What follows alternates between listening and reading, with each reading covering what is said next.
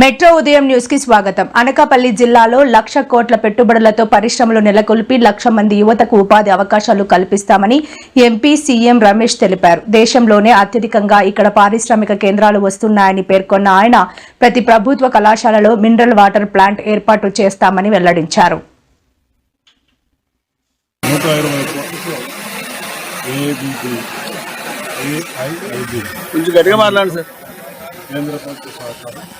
రాష్ట్ర ప్రభుత్వ సహకారం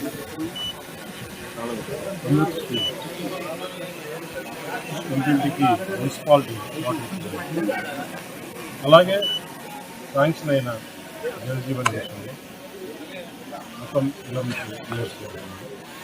మూడో ప్రోగ్రాం కాలేజీ ఈరోజు ఏదైతే ప్రభుత్వ కాలేజీ మధ్య ఎమ్మెల్యే గారు చాలా రోజుల నుంచి కాలేజీ మంచి కాలేజీకి కొన్ని బిల్డింగ్స్ కావాలి, ₹1 ఎంపీ గ్రాంట్ నుంచి కావాలంటే వాళ్ళు ఎక్కువ తక్కువ ఉన్నా కానీ ఏదైనా చేసి సిఎస్ఆర్లు కానీ ఎంపీలు కూడా చేయిస్తామని చెప్పేసి ఎమ్మెల్యే గారికి ఇవ్వబట్టి దాని సందర్భంగా ఈరోజు శంకుస్థాపన. ఇలాంటి కాలేజీ నిన్న కూడా మాడుగుల్లో కాలేజ్ నిర్మాణం ఓపెనింగ్కి వెళ్ళాం. నేను వచ్చిన తర్వాత ఎంపీ గ్రాంట్ ఇచ్చి అక్కడ కాలేజ్ బిల్డింగ్ కూడా అయిపోయిన తర్వాత మనం ఓపెనింగ్ ఈరోజు శంకుస్థాపన. ఎందుకంటే విద్య అనేది ఎప్పటికీ తరగని ఆస్తి. విద్యార్థులకి మంచి విద్య ఇస్తే వారికి భవిష్యత్తు బాగుంటుందనే ఉద్దేశం కాలేజీలకి ముఖ్యంగా ఎంపీ గ్రాంట్ కానీ మ్యాచింగ్ సిఎస్ఆర్ గ్రాంట్ కానీ కాలేజీలకి drinking water mineral water plants ఈ జిల్లాలో ఎన్ని డ్రింకింగ్ వాటర్ స్కీమ్స్ కావాలంటే అన్నిటికీ ఇస్తానని చెప్పేసి చెప్పడం జరిగింది. ఇక్కడ కూడా ఎర్రమంచి నియోజకవర్గంలో కూడా ఎన్ని కావాలంటే డ్రింకింగ్ వాటర్ స్కీమ్స్ అంటే వాళ్ళు ఆ విలేజ్ మనం మెయింటైన్ చేసుకోవాలి. ఆ మెయింటైన్ చేసుకునే విలేజ్కి అందరికీ కూడా డ్రింకింగ్ వాటర్ ఇస్తే ఒక పక్క విద్య ఒక పక్క ఆరోగ్యం ఉంటుందని చెప్పేసి ఈ ఎంపీ గ్రాంట్ ఇచ్చారు.